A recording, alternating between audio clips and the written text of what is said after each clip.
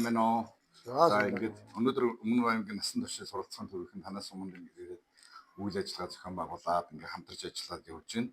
Тэгэхээр ер нь одоо манай сум орны засаг дараагийн удирдлагууд энэ насан туршдаа суралцах үйл ажиллагааг ер нь хэрхэн яаж дэмжиж байна? Иргэдийн боловсрол, хувийн хөгжил дээр ер нь яг анхаарч ажиллаж байгаа ямар гол зүйлүүд байна одоо таны хувьд, сумын засаг даргын хувьд өөрийгөө бас танилцуулаад тий аль сумын. За та бүхэнд өнөөдрийн мэндийг хүргье. Тэгээд манай намайг бол одоо Өмнө Аймгийн Мандлуу сумын засаг дарга Жамзуун байгаль гэдэг. За насан туршийн боловсрол гэдэг бол энэ одоо насны хязгааргүй сурж байх ёстой, суралцж байх ёстой. Тэгээд дээр үе ахмадуудаа хэлдэг. Ер хүн бол хүн хөтлөө сурдсан билээ гэж настай хүмүүсийн амнаас биш нэлээд сонсч байсан. Тэгэхээр одоо ер нь бол хүнд бол суралцах насны хязгаар байдаг юм байна гэж ойлгосон. Тэгэхээр одоо бид нар үе тэр ахмад үе болон залуу үе, бага үе, өсгөрээд үе, балчир үеийн хэмжээг суралцах боломж болцоо бүгд байдаг. Тэгээд ахмад үеэс өгөө сонсож сурч өгдөг гэдэг сургаал өгөөд байдаг болохоор одоо та бүдгийн энэ ажил бол одоо бүх үе шатныханд хүрсэн хэрэгтэй. Одоо тэр хүмүүсийг мэдэх, сурах бүх юмор нь хангаж байдаг. Одоо миний хувьд бол энэ насан туршийн боловсрол гэдгийг бол маш сайн дэмжиж дотроо бол одоо их зөв зүйтэй үйл ажил явагдгаа гэж бодож харж байна. За их баярлалаа. Гэхдээ гоё ингээ би ингэж бодож байна. Мэдээж та өөр ингэж үйл ажиллагааг дэмжиж ингээ гоё явж байна. Зохион байгуулалт явж байна. Санхүүгийн ч гэсэн асуудлыг шийдээд ингээ дэмжиж явж байна. Тэгэхээр энэ ингэж явдаг хүн өөрөө ер нь та хамгийн сүлд юу сурав? Одоо нэг хүмүүс чинь гэдэг чинь би одоо морин уур сурлаач гэх юм уу, шатар дугуй сурлаач гэх юм уу ингээд суралцаад явж байдаг. Зарим улсууд бол скигээр юм хийж сурдаг ч гэх юм уу. Та ер нь хамгийн сүлд одоо яг юу хийж сурав? За би яг уран бүтээл юм хийхээс илүүтэй одоогийн байдлаар яг нэг төрийн албыг хашаад одоо ингээд жил гарыг болж байгаа. 2 дахь жил рүү гараад болж байгаа. Бол одоо төрийн албанаас суралцаж мэдлэг мэдээлэл тэлэх одоо өөрийгөө хөгжүүлэх тэр болгон дээр л одоо яг төрийн алба төр болон иргэний хоорондын холбоо, төрийн бодлого шийдвэрийг иргэнд хүргэх, иргэнийхээ бас санал бодлыг төрдөө хүргэх энэ ажлыг хийж байгаагийн хувьд бол одоо яг л энэ төрийн удирдах ажил дээр одоо суралцах юм зөндөө юм байна. Олж явах мэдлэг туршлага тэгээ ахмадаас авах сонсож байгаа. Яг бүтээж одоо өөрийн тийм уран бүтээл хийж байгаа тийм сургалт тийм бол одоохондоо суралцаагүй байгаа. Одоо мэдээж та урд нутагт амьдарч ирсэн тий. Одоо ингээ хөдөө орон нутагт төрж ирээд амьдарлаа. Мэдээж гэр бүлээрээ одоо шилжиж ирсэн ч юм уу би сайн мэдгүй. Гэхдээ одоо энд амьдраад хотоос энд ирээд хөдөө орон нутагт амьдрахад одоо бас л юм суралцсан шүү дээ тий. Хоолундаа хийж ирээд ганцаараа нэг хуучин ингээд гэр бүлээрээ гоё амьдардаг гэсэн бол одоо төрүүлж ирээд эндээ амьдрахад одоо бас нэг суралцах юмнууд эдгээр гарч байна уу? За надад одоо тэглээ би одоо 95 онд анх одоо энэ сумаасаа Улаанбаатарт гэж ирсэн байдаг. Тэгээд хотод амьдарч байсан амьдрал маань нөгөө халуун баартай ханнаасаа устай амьдарч байсан цагаан богдтой гадаг шиг тий. Тэр шиг амьдарч байсан хүний хувьд бол одоо эргэж ирээд нутагтаа ингээд хамгийн наацхан би одоо 5 амт гэрт амьдарч байгаа. Миний амьдарч байгаа сууцлаад гэр Монгол гэр. Эргээд машин сууцнаас Монгол гэртээ орж иж амьдарч байгаа миний хувьд гал түлэх юм. Тэгээ одоо гарч явахад одоо гэртээ галаа түлж байна. Хоолоо хийж байна. Энэ сахилуурахтай үед гэрээ яаж тогтоож байна? За гэрээ одоо тэнцээ ингээ хийж байна. Одоо хуучин бол би хийхгүй байсан. Одоо нэлээ 20 30 жил 20 жил одоо ингээд тэр гэр орны тэнцээлдэг салхи шуургаас хамгаалдаг байсан нэг матцсан байсан юм шүү. Матцсан байсан бол одоо би чинь говьдоо ирсэн салхи шороонд ирсэн үнэ. Тэр нөгөө тэнцээгээ хийнэлсэн зүүн нөгөө 40 бетонтай усаа тоон чатганаасаа зүүн. За гадаагаар чи нөгөө гэрийнхээ дээвэр туургыг хамгаалсан өслүүрээрээ тэнцээлж хийн. Энэ ажлуудаа хийгээд бас нэг хүний одоо бид нар хөгжлийн хийхээр бас хөдөлгөөний хомсд их ордын байна гэж харсан. Улаанбаатарт би байшин бол салхи болж байгаа, шороо болж байгаа нь ерөөсөө надад мэдлэхгүй. Тэгвэл би өдөө гэрт ирээ амьдснаар би илүү хөдөлгөөнтэй, сэрэмжтэй, салхи шороонд гэрээ унахгүй тулд одоо өөрөө амьдрахын тулд тэмцэлтэй тэгээд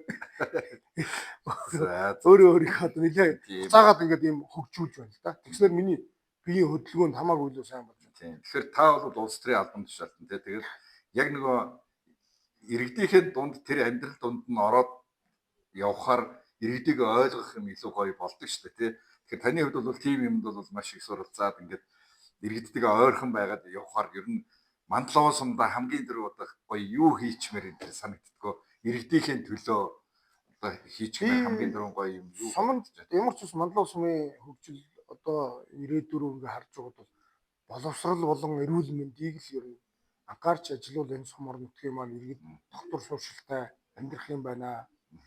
Тэр хүүхдийнх нь боловсрал руу анхаараад тэрний хичээл одоо тэр боловсрал болгож байгаа боловсон хүчингийн сайжруулаад өгвөл орчныг сайжруулаад өгвөл энэ үед маань энэ бүтэн орноос шилжилтөдгөө хийгдээд явахгүй сум орн маань эзэнтэй хүн ам маань нэмэгдээд хөгжлөөн төлсөн Улаанбаатар хот руу одоо тэр бөглөрлөө нэгтрал руу явахгүйгээр эрүүл байгаа эрүүл байгаа би бол одоо энэ төдөө ирээд амьдраад гэрхнээсээ илүү нэг өөрөө одоо бодоод байгаа би энэ агаар энэ сайханд амьдраад жил болчихлоо одоо Улаанбаатар ороход бол удааны тэр бохирд агарын бохирд тэр аяг мэдрэгдэж байна.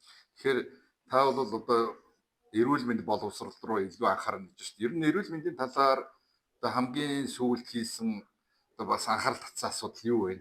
За би сумар нутгийн одоо яг ирээд эрүүл мэндийн ямар ч эрэгтэйчүүд болон одоо өсвөр насны хөвгүүд сургуулийн эрэгтэй хүүхдүүдийн одоо энэ нөхөн үржихүүн тал дээр одоо бэлгийн боловсрол гэдэг юм дээр ямар байгаа гэдэг дээр одоо санаа зовж явж байгаа сая өмнө аймгийнхаа бот урлагийн эмч, мэдсэлж эмч, яхон эмч гээд эмч нартай багтай нийлж одоо саяхан эмнэлгийн үзлэгт хамрагдуулсан сургуулийн хүүхдүүд болон насны хүрчтэй.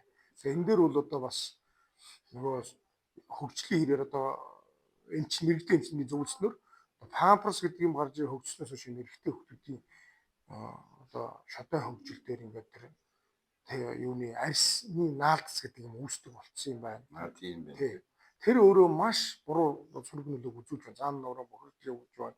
Өрөвсөл явагдаж байна. Тэрнээс дамжаад цаашаа тэр эрэгтэй хүүхдийн нөхөн үржих асуудал дээр төвлөж явахаа бол мөр давсаг тэгэл ер нь тэр эрэгтэй хүн сөрөг нөлөө аюул их гарч ирж байгаа юм байна. Тэгэхээр тэн дээр манай сургуулийн хүүхдүүдийг хамгаалуулсан даа нэлээд одоо тийм онш тэгээд зөвлөн туслах үйлчилгээ авлаа. Жижиг бас мессежлүүдийг хийж байна. Дахиад том хэмжээний бүр мессеж хийхээр хүүхдүүд ч бас байгаа. Ер нь одоо ингээ хараад хахад бид нар нөгөө эмэгтэй хүүхдүүд рүү илүү анхаарал яваад байсан чинь нөгөө эрчүүдийг бас матсан байх шүү дээ. Ер нь амьдрал. Ер нь яг одоо нөгөө хоёр талт гэх юм л да. Тэгэхээр одоо эмэгтэй хүн байгаад эрэгтэй хүн байж үжил энэ хоёрын дундаас одоо өөр хүүхэд гарч нөхөн үржтэй цаашаа ингэж өсөж хөгжих боломжтой байдаг батал чинь бид нар нэг талын бас орхигдуулаад. Охин хүүхдийг үзэлгүй яг хөө тэрийг яг хайрлан хамгаалах нь зүй юм. Гэхдээ эрэгтэй хүүхдээ бас бид нар үзэж тэр хүнийг одоо нөгөө би юм таартай кинонд гардаг шиг хүүхэд болгон математикч болох хүүхэд болгон юу болох албагүй. Гэхдээ хүүхэд болгон аав болно гэдгийг л одоо бид хатуу анхаарч тэр эрэгтэй хүүхдүүдийнхээ эрэгтэй хүүхдүүд их ичимхий байдаг юм байна шүү. Хүнд юм хэлдэггүй юм байна. Тэгээ өөрийнхөө одоо тэр яг далд одоо байгаа тэр нууц шатай гэдэг одоо нэрхтнийхээ талаар ингээд бараг ээж автагаач мэдлэг мэдээ солилцдгүй ээж аав нь шалгаж үзэхгүй бол тэр тал дээр ингээд юм маш их сөрөг муу тал явуулж байна. За сайхан ярилцсан танд баярлалаа. Тэгээд ер нь бол манай Өмнөгов аймагч өөрөө өсөлттэй Өмнөгов гэдэг зорилт тавьсан байгаа. Сумдууд маань өсөлттэй сум, өсөлттэй иргэдийн төлөө ер нь одоо манай энэ залуу сайхан дарга нарын нэг хийж байгаа ажлуудыг би ингээ харахаар сумын засаг дарга нар одоо сүүл сонгогдсон инженер гарч ирсэн залуучууд маань яг хүний төлөө хүнээ бодсон юм сайхан ажлуудыг хийгээд байгаа болохоор би бас их баярлаад байдгийг. Цаана хүн байгаа шүү, энэ чугмыг тавихад, энэ замыг тавихад энэний цаана хүнд байгаа шүү гэдгийг ойлгож хийж байгаа нь хамгийн чухал. Тэгэхээр олон улсад бол энэ хэний төлөө зориулж, хүнд зориулж хийж байгаа гэдгээс нь шалтгаалж тухайн орны хөгжлийг хэмждэг гэж байна. Тэгэхээр манай Өмнөговын энэ залуучууд одоо та энэ тэр энэ яг хүнээ бодож хийж байгаа юм сайхан ажлууд байгаад их баярлж байна. Тэгээд засаг дарга танд цаашдынх нь ажил хөдөлмөрт улам их амжилт хүсье. Улам их сайхан эрүүл сайн хүмүүс байж энэ сум хөгжин. Тэгэхээр энэ дээр бол анхаарч ажиллаж байгаад баярлалаа. Тэгээд Стокс танд баярлалаа. Баярлалаа. Та бүхэн ажлын өндөр амжилтыг хүсье. Насан туршдаа сурах тэр боломжийг бүрдүүлж яваа та бүхэн бас. За, насан туршдаа суралцгаая. Тэгээ насан туршдаа баярлалаа.